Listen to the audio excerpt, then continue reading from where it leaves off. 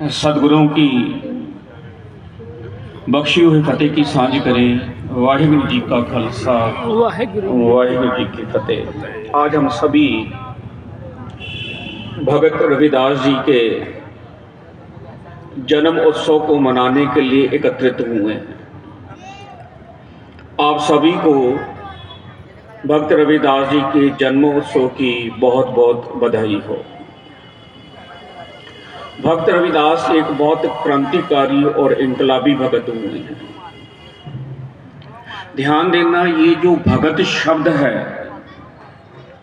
ये अपने आप में ही एक बहुत पावन और पवित्र शब्द है। भगत जो है तीन शब्दों का मेल है, भ ग और ता। भगत का पहला शब्द जो है वो है भाव। जो भक्ति करता है वो भगत है।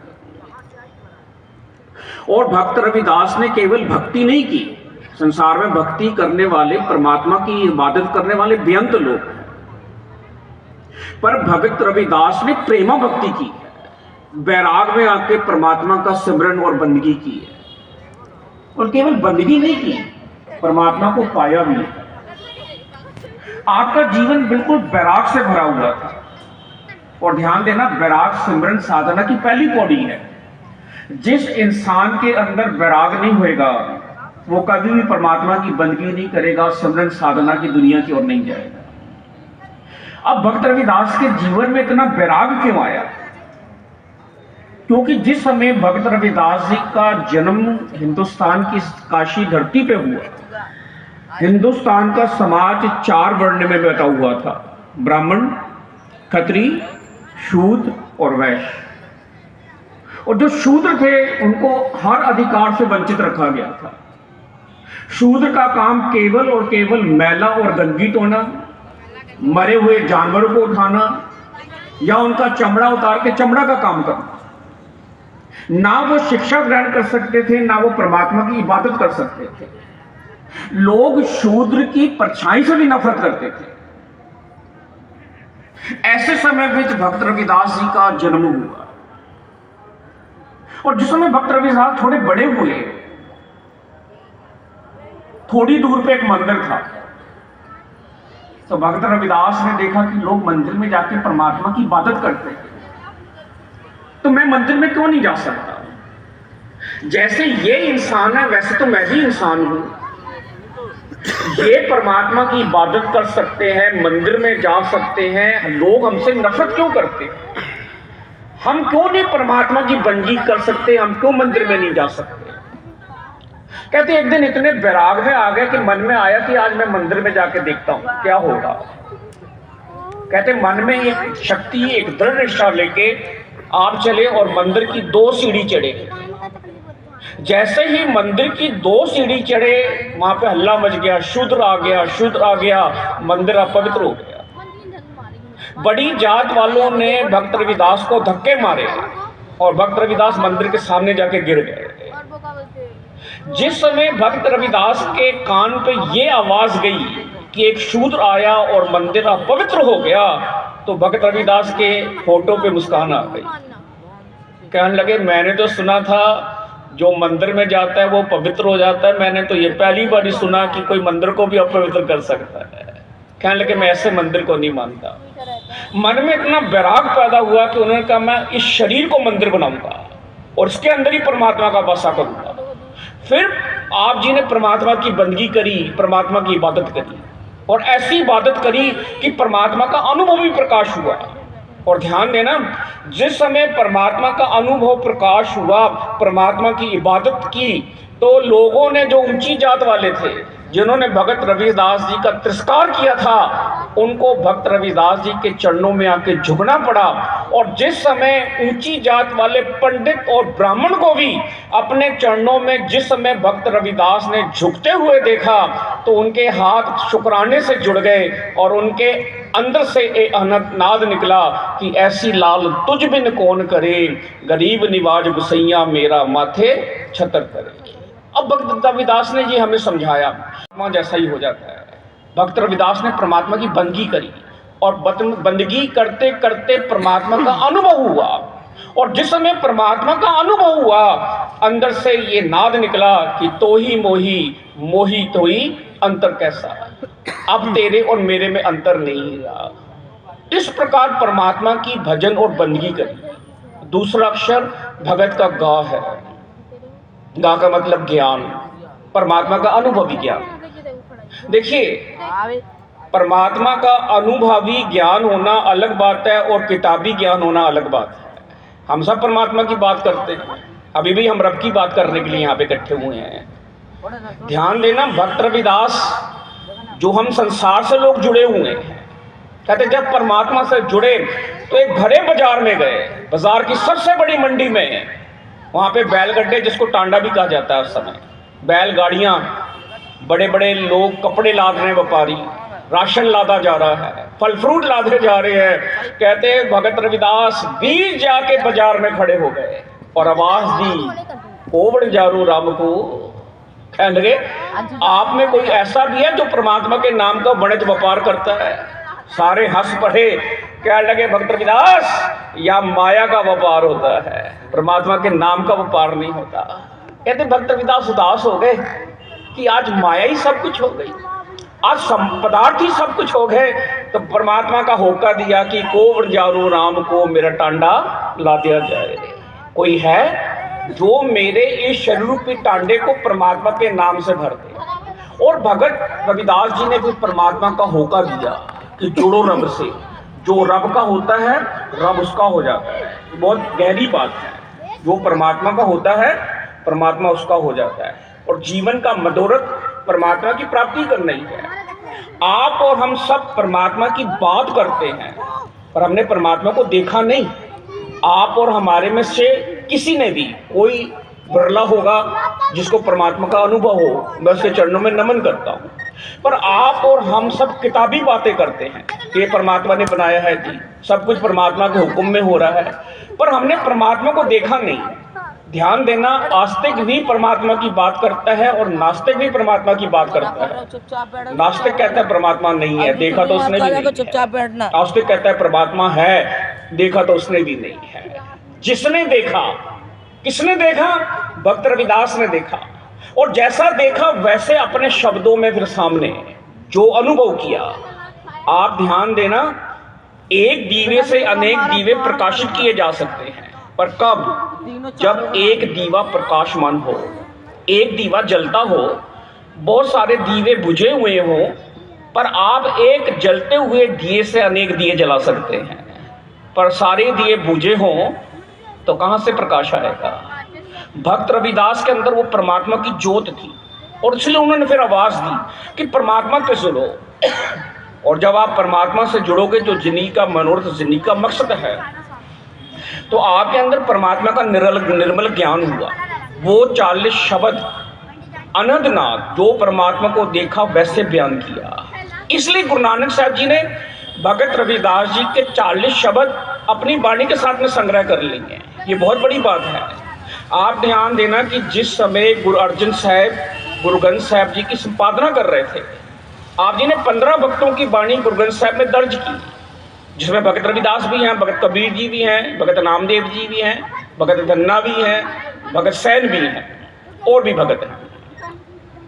तो जिस समय गुरु ग्रंथ साहब जी में 15 भक्तों की वाणी के साथ में भगत रविदास जी की वाणी भी लिखी जा रही थी, तो बहुत सारे लोग कहने लगे कि ये ग्रंथ दुनिया का एक अमर ग्रंथ होएगा, और इस ग्रंथ में जिसकी वाणी होएगी वो भी अमर हो जाएगा, वो भी अमर हो जाएगा। और सचमुच भगत रविदास आज अमर है। क्यों? क्योंकि भक्त रविदास जी की वाणी, मुझे बोलने में संकोच नहीं है, पता नहीं आप भगत रविदास को कैसे मानते हैं, कैसे पूजते हैं। हम सिख जैसे गुरु नानक की वाणी का सत्कार करते हैं, वैसे भक्त रविदास की वाणी का सत्कार करते हैं। हमारे जितने रागी, जो हिंदुस्तान नहीं, वर्ल्ड में जहाँ पे भी सिख है, जहाँ पे भी गुरु ग्रंथ साहब जी का प्रकाश होता है, हम बड़े सत्कार से भगत रविदास जी की वाणी पढ़ते भी हैं और उनके विचार भी करते हैं, कोई वितकरा नहीं। और ये प्रेमा भक्ति गुरु नानक साहब ने, वही जोत है ना, गुरु नानक साहब ने दुनिया को प्रेम और सर्व सांझीवालता वाला सिद्धांत दिया।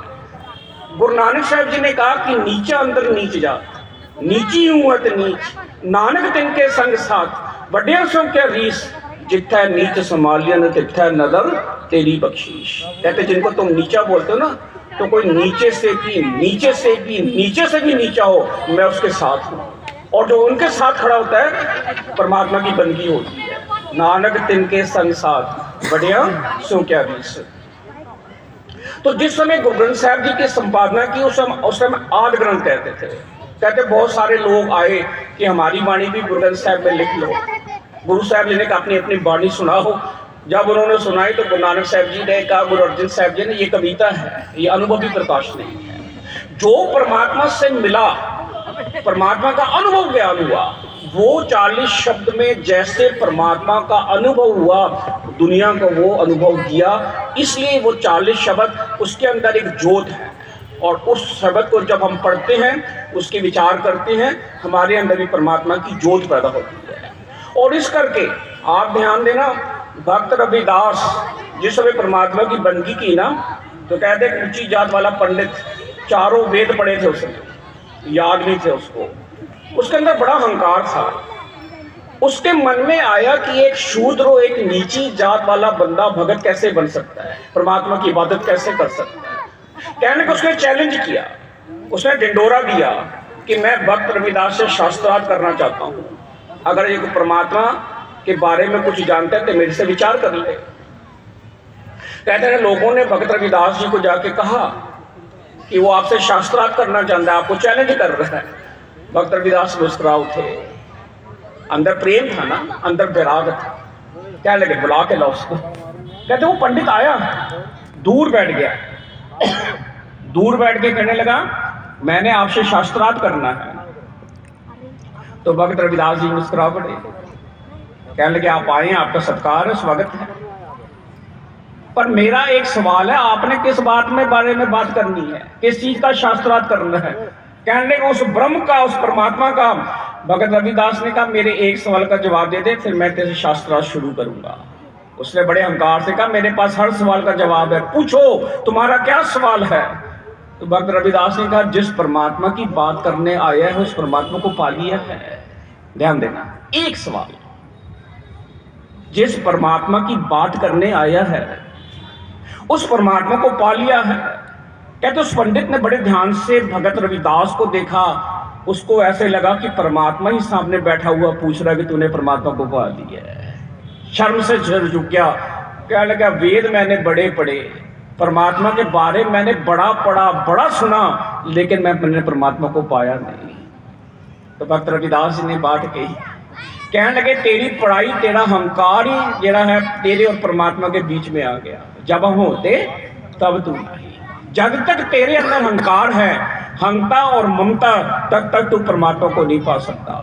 कहते उस पंडित के अंदर अहंकार गिरा, और जब हम होते तब तू नाही, अब तू ही मैं नाही की अवस्था में पहुंच गया। उससे भी परमात्मा का अनुभवी प्रकाश हुआ।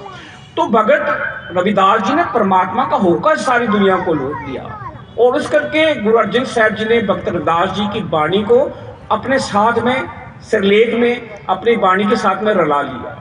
आज हर सिख गुरु ग्रंथ साहब जी के आगे जब मत्था टेकता है, और मैं आपसे ये बेनती करना चाहता हूँ, आपकी 100 सोसाइटी है यहाँ पे, मेरे को हैरानी होती है जब आप लोग आके बोलते हैं हमारी 100 सोसाइटी है, हमारी इतनी गिनती है, पर जब हम यहाँ पे आते हैं तो हमें पता नहीं लगता आपकी कहाँ गिनती है।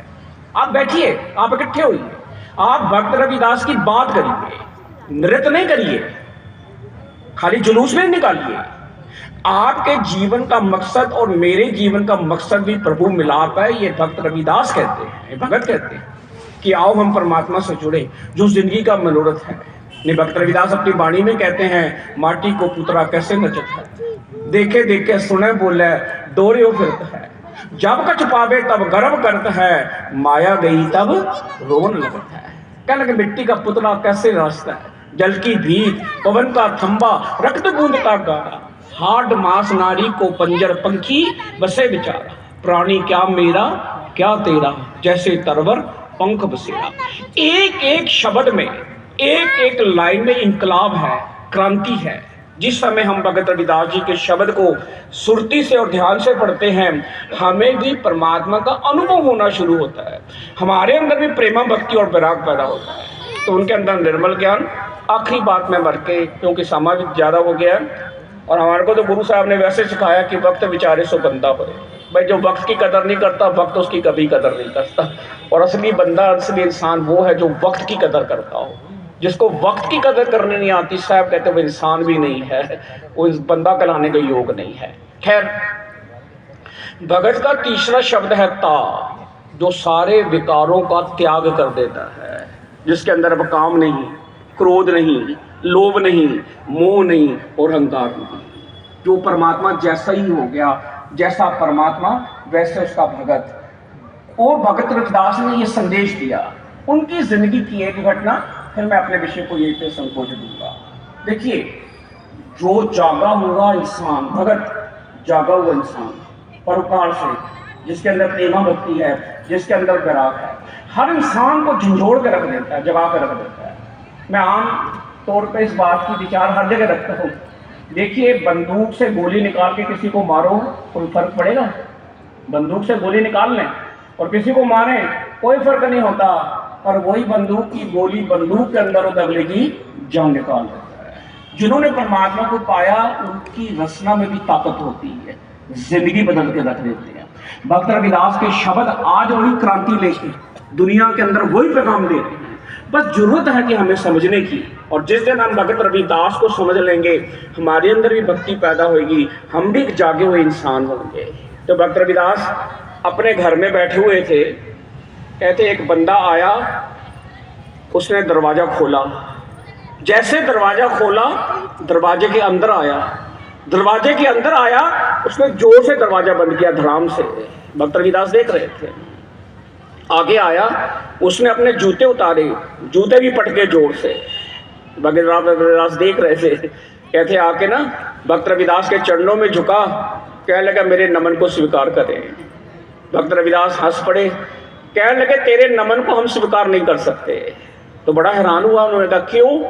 कहने लगे क्योंकि तू क्रोध से भरा हुआ है, किसी का गुस्सा किसी और पे उतार रहा है। गुस्सा तो तेरे को चढ़ा है। कई बार हमें भी गुस्सा चढ़े ना, क्रोध आदमी को अंधा कर देता है। आप समझिए, क्रोध आदमी को, हमको गुस्सा आता है, हमारे हाथ में मोबाइल फोन है, जोर से खींच के मारते हैं, और जब होश आता है हमारा 40,000 रुपये का नुकसान हो जाता है। जब हमें क्रोध आता है, नफरत में इंसान किसी का कत्ल भी कर देता है। नफरत में करेगा, प्रेम में नहीं करेगा। अभी आप सब प्रेम से बैठे हुए हैं, मैं बोलूँ गाली बको तो आप बोलोगे जो भाई साहब हम क्यों गाली बके, हमारा दिमाग खराब है। जब हमें क्रोध आता है तो बोलने की जरूरत थोड़ी ना होती गाली बको, फिर तो अंदर से निकलती है। क्रोध में इंसान अंधा हो जाता है। और भगत ने हमें जगाया, अंदर क्रोध नहीं, अंदर प्रेम होना चाहिए। और इसका क्या गुरु गोबिंद सिंह साहब जी ने स्पष्ट कहा, साच कहो सुन लियो सब जिन प्रेम कियो तिन्हीं पर पायो। अब ध्यान देना, उस इंसान को जिसने गुस्से से दरवाजा बंद किया, गुस्से से जूती फेंकी, कहने लगे तू क्रोध से भरा आया है, तेरे नमन को स्वीकार नहीं। कहने लगे फिर मैं क्या करूं? कहने लगे पहले उस दरवाजे से माफ़ी मांग के आ, उस जूती से माफ़ी मांग के आ। वो बड़ा हैरान हुआ।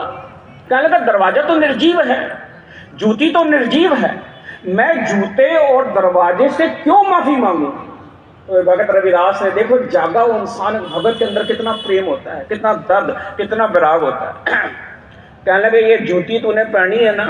बोले हाँ। कहने लगे फिर ये जूती तेरे को कीड़ों से बचाती है, कीचड़ से बचाती है, ठंड से बचाती है, गर्मी से बचाती है, कांटों से बचाती है। कभी गर्मी और जून की और मई की नंगे पैर आप चल नहीं सकते, और दिसंबर की ठंड हो तो आप तब भी नंगे पैर नहीं चल सके। कहने लगे जो जूती तेरे आप जो अपने ऊपर दुख से लेती है, तेरे पैरों को बचाती है, उसमें कांटा भी चुभने देती, तो ये जूती भी परोपकारी है, इसका धन्यवाद करना चाहिए, इसको जोर से नहीं फेंकना चाहिए। एक जागा हुआ इंसान एक जूते की भी कदर करेगा, और एक अंधा इंसान किसी की कदर नहीं करेगा, नफरत से भरा हुआ इंसान। अब भगत रविदास जी ने कहा उस जूती से, उस दरवाजे से भी माफी मांग के आ। कहने लगे दरवाजा क्यों? कहने लगे दरवाजा तेरा पर्दा ने कज लेता है। दुनिया के हर घर में लोग दरवाजा लगाते हैं, चोर से बचा लेता है। फालतू इंसान अंदर कोई ना आ जाए, जानवर अंदर ना आ जाए, इसलिए हम दरवाजा लगाते हैं। दरवाजे से लगाते हैं कि बहुत गर्मी, बहुत ठंडी हवा अंदर ना आ जाए। कहने लगे जो दरवाज़ा तेरे को चोरों से बचाता है, जो ठंड से बचाता है, गर्मी से बचाता है, जानवर कोई अंदर ना आ जाए उससे बचाता है, कीड़े मकोड़े से बचाता है, तो वो भी परोपकारी होता है, तो उससे भी माफ़ी मांग लेनी चाहिए, उसको भी जोर से नहीं बंद करना चाहिए। कहते वो इंसान पलटा, उसने जूती से भी माफ़ी मांगी और दरवाजे से भी माफ़ी मांगी। पहले तो वो क्रोध से भरा था, अब प्रेम से भरा था। कहते भक्त रविदास के चरणों में आया, कहने लगे मेरा नमन कबूल करो। कहने लगे अब तेरा नमन कबूल नहीं, तू भी कबूल है। जिसका हृदय प्रेम से भरा हो वो हर किसी को कबूल है, जिसका हृदय नफ्स से भरा हो वो इंसान को कभी कोई कबूल नहीं करता। तो भक्त रविदास जी का जीवन एक महान व्यक्तित्व था। आप जी पूर्ण भगत हुए, परमात्मा की इबादत की, और आज भगत जी का संदेश आप ध्यान देना, भगत रविदास जी के उपदेश ये पावन पवित्र है, कभी पुराने नहीं होते। आप एक गाना एक बारी सुन लो, 2 बारी सुन लो, 3 बारी सुन लो, फिर आदमी कहता है बंद करो यार, एक ही गाना सुनाई जा रहे हो।